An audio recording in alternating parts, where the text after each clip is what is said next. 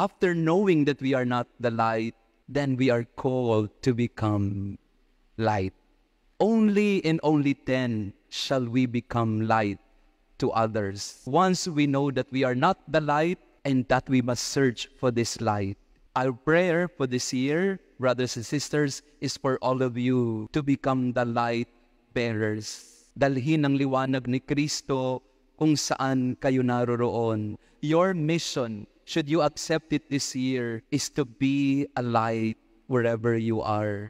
Minsan, ang mission mo ay hindi yung maging pinakamalaking bituin sa langit. Minsan ang mission natin ay maging alitap-tap, dala-dala ang maliit na liwanag, nagbibigay ka ng liwanag sa maliit na mundo na iyong ginagalawan. Brothers and sisters, let us be a servant of light this year. Let us look for that light.